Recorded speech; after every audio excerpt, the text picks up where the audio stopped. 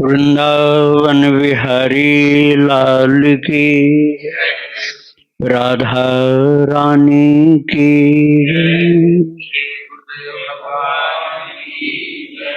श्री राधे राधे। श्रीमद् भगवद गीता भाव मंथन कार्यक्रम प्रारंभ किया जा रहा है। हम लोगों ने पिछले दिन गीता जी के दूसरे अध्याय के 10वें श्लोक तक का पाठ किया था। आज हम लोग 11वां श्लोक लेंगे, जहां से भगवान का मुख्य रूप से उपदेश शुरू होता है। तो आप प्रसंग को स्मरण करिए। पिछले दिन का अध्याय 2 में हम 10वें श्लोक में पहुंचे थे। पाठ हो चुका था, तमुवाच ऋषिकेश प्रहसन्यो भारत सेनयोर्भयोर्मध्ये विषीदंतम इदं वचः। ये संजय ने बतलाया, धृतराष्ट्र महाराज को संजय ने बतलाया कि भगवान प्रहसन्यो भारत, प्रहसन हसन कहते हैं हंसने को, प्रहसन मतलब विशेष रूप से जोर से हंसने को। प्रहसन्यो भारत, बहुत जोर से हंस करके अर्जुन जो रो रहे थे, जो कह रहे थे कि मेरा तो अब परिवार नष्ट हो जाएगा और विजय किसकी होगी यही नहीं पता, और अनर्थ अपराध पाप हम करने जा रहे हैं, ये युद्ध हमें नहीं करना चाहिए, तो हमसे युद्ध नहीं होगा। प्रभु मुझे क्या करना चाहिए ये भी समझ में नहीं आ रहा है। हम आपके चरणों को पकड़ करके आपके शरण में पड़े हुए हैं। आपको मैं अपना गुरु मानता हूँ, मैं अपने को शिष्य मानता हूँ, तो मेरे लिए जो श्रेयस्कर है, कल्याणकारी है, वो आप कृपा करके बतलाइए। तो भगवान हंसने लगे जोर से। अब कोई रो रहा हो और दूसरा व्यक्ति हंसे तो कोई अच्छा तो नहीं लगेगा, लेकिन शायद अर्जुन भी बोल देते कि मैं रो रहा हूं और आप हंस रहे हैं, और वो भी जोर से। किंतु घटना ऐसी हो गई थी कि अब अर्जुन ने उनको गुरु मान लिया था। अर्जुन ने भगवान कृष्ण को गुरु मान लिया। शिष्यस्ते हम शादिमाम त्वाम प्रपन्नम, मैं आपका शिष्य हूं और मेरे लिए जो श्रेयस्कर है वो आप बताइए, कृपा करके बताइए। और ठाकुर जी हंसने लगे। अब गुरु जी महाराज हंसे तो शिष्य कुछ नहीं बोल सकता, चुप रहेगा। वो समझ लिए कि मेरा शोक जो है इतना उचित नहीं है कि हंसा न जा सके। यदि इसका मतलब हुआ कि मेरा कथन, मेरा शोक हंसने योग्य ही है, तभी प्रभु हंस रहे हैं। तो भगवान अब गुरु के रूप में उपदेश करते हैं 11वें श्लोक से, और उसका हम पाठ करेंगे। दूसरे अध्याय का 11वां श्लोक। अशोच्या नन्व शोचस्त्वं प्रज्ञावादांश्च भाषसे गतासून गतासूंश्च नानुशोचन्ति पंडिताः। अशोच्यानन्वशोचस्त्वं प्रज्ञावादांश्च भाषसे गतासून गतासूंश्च नानुशोचन्ति पंडिताः। अर्जुन शोकग्रस्त थे और समझ में नहीं आ रहा था मुझे क्या करना चाहिए, युद्ध करना चाहिए या नहीं। हाथ से धनुष बाण छूट चुका था और ये भी कह दिया था भ्रमतीवच में मन नष्ट शक्नो में वस्थातुम, मैं खड़ा होने लायक भी अब नहीं हूं। और रथ के पिछले हिस्से में एक हताश, निराश, उदास, शोकग्रस्त की तरह से लुढ़क गए थे। और भगवान ने बहुत कहा उत्तिष्ठ उत्तिष्ठ, लेकिन वो खड़े नहीं हुए। तब भगवान ने कहा जिनके लिए तुम शोक कर रहे हो अशोच्यान अनुशोचस्त्वम, अर्थात जिनके लिए शोक नहीं करना चाहिए उनके लिए तुम शोक कर रहे हो। अशोच्यान अर्थात जिनके लिए शोक नहीं करना चाहिए, अनुशोचस्त्वम तुम उनके लिए शोक कर रहे हो। और प्रज्ञावादांश भाषसे, और प्रज्ञावादान अर्थात बड़े ज्ञानवान की तरह से तुम बोलते हो। और फिर कहते हैं गतासून गतासूंश्च, और जिनके प्राण जिंदा हैं या नहीं है अर्थात जिंदा हैं या मर गए हैं। नानु शोचंती पंडिताः, जो ज्ञानी जन हैं वो उनके लिए शोक नहीं करते। ये शब्दार्थ मैंने बतलाया आपको। अब यहाँ पंडित शब्द से कई लोग जाति समझेंगे, जबकि जाति ब्राह्मण होती, पंडित कोई जाति नहीं होती। ब्राह्मण जाति होती है लेकिन पंडित नाम की कोई जाति दुनिया में नहीं होती। तो पंडित शब्द क्या होता है? पंडित शब्द का अर्थ होता है जो सत्य का ज्ञान रखता हो, धर्म अधर्म को समझता हो, कर्तव्य अकर्तव्य को समझता हो, तात्विक बुद्धि जिसकी हो, उसी को पंडित कहा जाता है। उदाहरण के रूप में मैं आपको बतला रहा हूं, जब भगवान राम जी को जंगल में छोड़ करके चले आए थे सुमंत्र जी दशरथ के पास, वहां पर अयोध्या कांड में वर्णन है मानस में, और राजा रो रहे थे राम के वियोग में।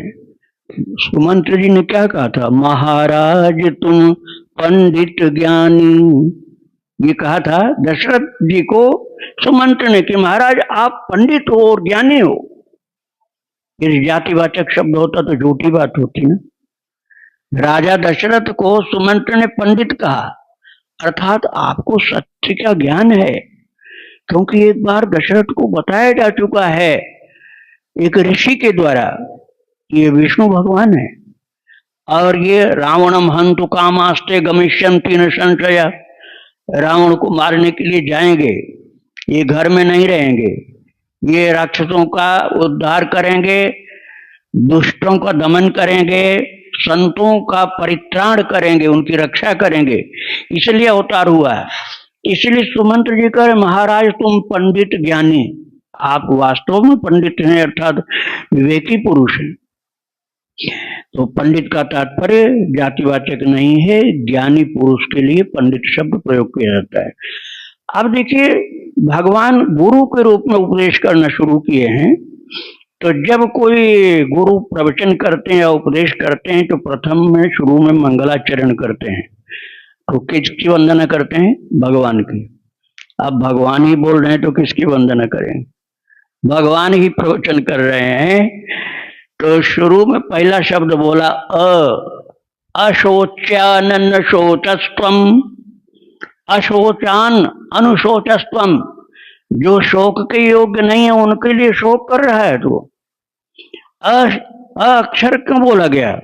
अक्षराणाम अकारोस्मि, गीता जी के 10वें अध्याय में जाओ, विभूति का वर्णन है, वहां भगवान ने कहा अक्षरों में अकार मैं हूं, अर्थात अक्षर भगवान का वाचक है।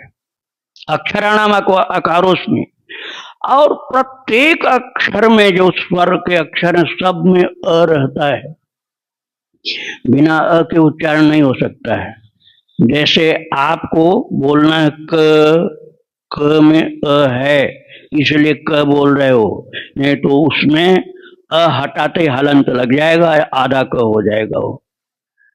तो सभी के अंदर अ अक्षर है, जैसे सभी के अंदर भगवान है, इसलिए अ अक्षर जो भगवान का प्रतीक है। तो भगवान अपनी वंदना कैसे करते प्रवचन में? इसलिए उन्होंने अ अक्षर से शुरू किया है कि अपनी शक्ति वाला शब्द पहले प्रयोग कर दिया। अशोचान, अशोचान अर्थात जिनके लिए शोक नहीं करना चाहिए, अनुशोचस्त्वम, उनके लिए तुम लगातार शोक करते जा रहे हो, लगातार। अनु मतलब लगातार, बार बार बार बार बार बार। तुम उसी के लिए बार बार वर्ण संकर हो जाएंगे, नरक में चले जाएंगे, ये ठीक नहीं है। दुनिया भर की बातें करके जिनके लिए शोक नहीं करना चाहिए उन्हीं के लिए शोक कर रहे हो, और प्रज्ञावादांश भाष्य से, और अपने को बहुत बड़ा पंडित समझ रहे हो, लेकिन तुम पंडित नहीं हो। इसका सीधा अर्थ क्या हुआ कि तुम मूर्ख हो। किसी से कहा जाए कि तुम विद्वान व्यक्ति नहीं, उसका मतलब बुद्धू हो। ऐसे ही भगवान ने कहा प्रज्ञावादांश भाष्य से, प्रज्ञावान की तरह से बोलने की कोशिश कर रहे हो। प्रज्ञावादांश, प्रज्ञावादांश भाष्य से एक प्रज्ञावाद है। जैसे लोग कहते हैं मनुवाद, यद्यपि मनुवाद शब्द गलत है, ईश्वरवाद, अनीश्वरवाद ये शब्द सही है।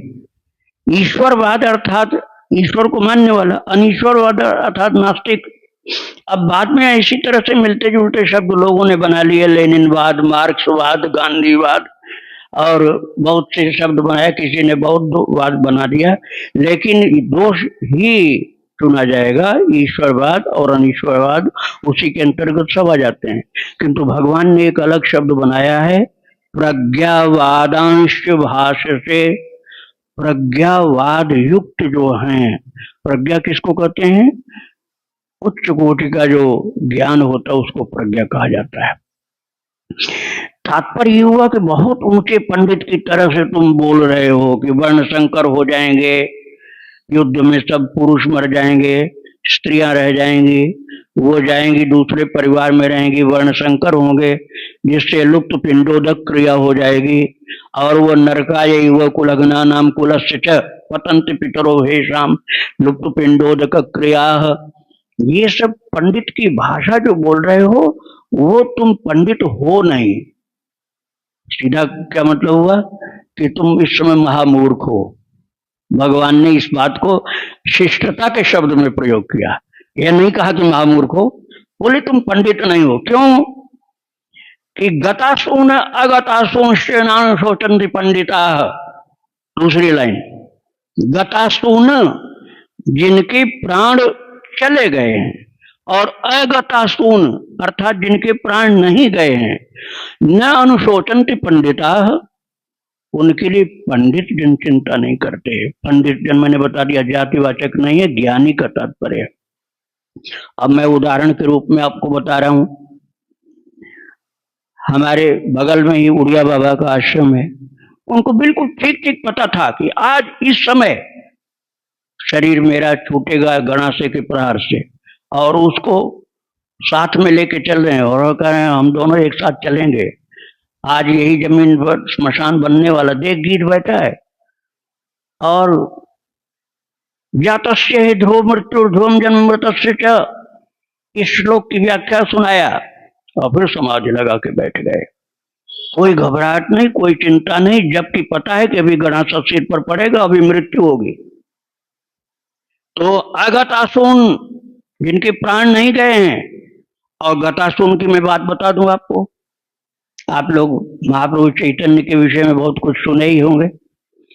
उनका कीर्तन हुआ था श्रीवास पंडित के यहाँ, और श्रीवास पंडित के यहाँ कीर्तन शुरू होने के पहले बेटे की मृत्यु हो गई, और बेटे को पत्नी को कह दिया रोना मत, आंसू की बूंद नहीं आनी चाहिए, महाप्रभु का कीर्तन होना घर में, छिपा दो कमरे में, डेड बॉडी को छिपाओ, आंसू आंख में नहीं आनी चाहिए।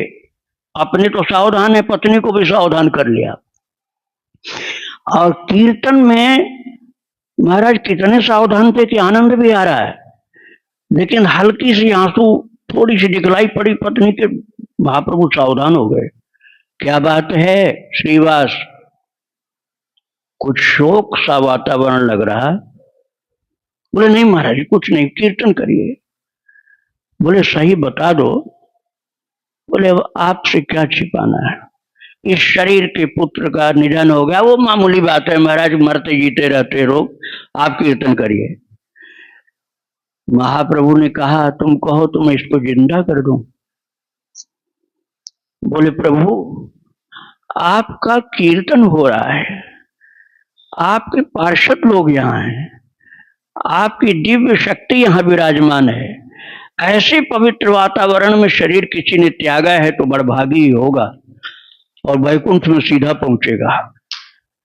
तो गतासून अर्थात उसके प्राण चले गए हैं बेटे के, लेकिन नानुशोचन्ति पंडिता, नानुशोचन्ति पंडिता। दूसरी लाइन को आप पढ़िए, गतासून गतासूंश्च नानुशोचन्ति पंडिता। जो पंडित जन अर्थात ज्ञानी जन हैं वो प्राण चले गए उनके लिए और नहीं प्राण गए उनके लिए शोक नहीं करते। मैंने उड़िया बाबा को बताया कि उनका प्राण अभी गया नहीं था लेकिन पता था कि अभी जाने वाला है, रंच मात्र शोक नहीं उनको। और श्रीवास पंडित जी के घर में बेटा मरा पड़ा है और महाप्रभु जी आकर कीर्तन कर रहे हैं और बताने की बिल्कुल भी इच्छा नहीं है। बड़ी मुश्किल से जान पाए तो करें, बोलो तो जिंदा कर दूं। बोले ऐसा अवसर कब मिलेगा उसको? आपकी उपस्थिति में जो जा रहा है वो तो भगवत धाम ही जाएगा। तो गतासून अगतासूंश्च नानुशोचन्ति पंडिता। जो पंडित अर्थात ज्ञानी जन हैं वो निष्प्राण जो हो गए अथवा निष्प्राण होने वाले बाद में हैं, किसी के लिए शोक नहीं करते, अपने कर्तव्य का विवेक रखते हैं, अपने धर्म का विवेक रखते हैं। और जानते हो शोक करने वाला कौन, शोक करने योग्य कौन होता है? मानस में पढ़िए आप, क्यों कौन कौन शोक करने के योग्य होते हैं। पूरी लंबी लिस्ट बनाई है वशिष्ठ जी महाराज ने और बताया है।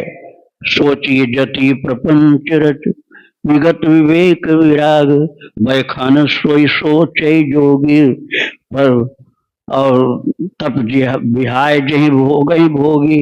और इसी तरह से चारों वर्ण चारों आश्रम और सब विधि सोची पर अपकारी, पर अपकार करने वाला हर प्रकार सोचनी। और जो भगवान का भजन नहीं करता वो शोक के योग्य है, भगवान का भजन नहीं करता वो शोक के योग्य है। और एक एक ब्रह्मचर्य गृहस्थ सोची जति प्रपंच रत विगत विवेक विराग। और गृही के लिए भी बता दिया, सन्यासी के लिए, वानप्रस्थ के लिए और ब्राह्मण क्षत्रिय वैश्य चतुर्थाश्रम सबके लिए बता दिया। लेकिन उनमें से कोई भी बात यहाँ नहीं है जहां तुम अर्जुन शोक कर रहे हो। इसलिए अशोचान अनुशोचस्त्वम, अशोचान जहां शोक नहीं करना चाहिए वहां पर तुम शोक कर रहे हो। अशोचान अनुशोचस्त्वम। और फिर कहते हैं प्रज्ञावादांश भाषते, और प्रज्ञावान की तरह से भाषण कर रहे हो। प्रज्ञावान अर्थात ज्ञानी की तरह से भाषण कर रहे हो। लेकिन अर्जुन गतासून गतासूंश्च नानुशोचन्ति पंडिताः, किंतु ज्ञानी यदि तुम होते तो तुमको शोक नहीं हो सकता था। इस समय जैसी स्थिति है ये शोक करने की योग्य नहीं है, कर्तव्य कर्म के धर्म पालन करने की स्थिति है। इसलिए तुम प्रज्ञावान नहीं हो, अविवेकी पुरुष इस समय हो। तो सावधान हो जाओ, पहले अपनी स्थिति को ठीक करो और सक्षम सामर्थ्यवान शुद्ध पवित्र श्रोता बन के मेरी बात को सुनो। भगवान ने कह दिया पहले अपने अविवेक को समझ लो। जो अपने को बहुत विद्वान समझ के बोल रहे हो तुम विद्वान नहीं, इस समय मूर्ख हो गए हो। तो भगवान ने प्रथम श्लोक में वास्तव में सार सार की बात तो कह ही दिया।